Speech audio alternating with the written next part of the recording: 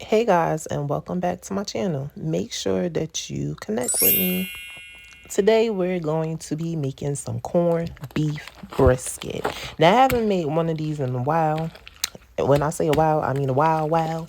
So I actually did put too much water in it, but that's okay because as I was cooking it, I was pouring water out. This is your seasoning packet. This is the only seasoning that you really need. Okay, because if you add any salty products or anything in it, it's gonna be too salty. I also add cabbage to it. You need to peel back the I just call them the old pieces of cabbage heads. Pull that off so you get to the nitty gritty to what you really gonna be using. And we're also gonna put in some potatoes. Potatoes, cabbage, carrots. We're going to use this whole bag of carrots, okay?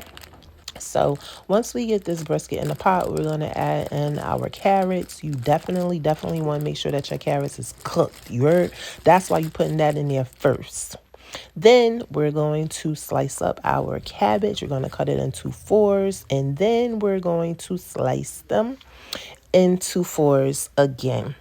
And then we're going to add them into a pot because we're going to put that in there because that's where we're going to wash it. And then we're going to add it into our pot with the brisket and the carrots. Okay. So adding your little seasoning. Like I said, I put in too much water.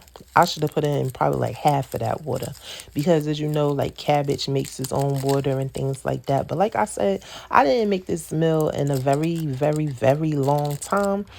So I'll remember for next time. And it's also in accordance to how big your brisket is. I didn't get a very large one because I don't have a very large family and I don't want any of the food to go to waste.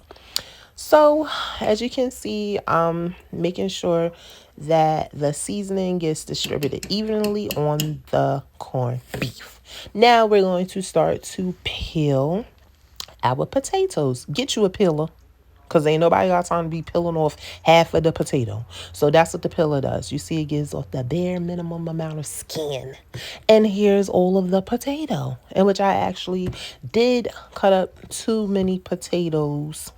Well, peel too many potatoes. But it's okay. So I'm back on that pot checking it to see did it come to a boil yet. And you see that little bloop bloop right there. Oh, okay, baby, now we got action because I came back to the pot and checked it again. So we definitely have some action on it right now, you feel me? And we try and make sure that them carrots get nice and tender because don't nobody want no crunchy carrots in their food. So you put them carrots in there first. I mean, if you don't want to, then hey, whatever floats your boat. But in my over floated boat right here, we putting them carrots in first. Now we gonna slice up them potatoes. You feel me? I ended up only cutting up two of them. And yes, I started adding them into the pot too when it comes to a boil because you don't want no crunchy potatoes neither. And then we're going to place that cabbage right on the tippity top. Yeah, right on top. That's where you're going to put the cabbage at, okay? And like I said, I did have 2 extra potatoes, but it's okay because your girls stay in the kitchen. So we're going to put them in the refrigerator for later. And look, this is how it turned out. And because I was pouring water off of it, I did actually have to add more seasoning into it. And it was the right amount of seasoning, okay? Now, this is my little test plate that I made. Yeah, because I ate before this, but I need a little test plate so I can show y'all. And you see right here, yeah, nice and tender, baby. Nice and tender. That's how we want it. And then I'm like, you know what? I don't got time to play with this big piece of meat. Let me just get this little piece right over here on the side.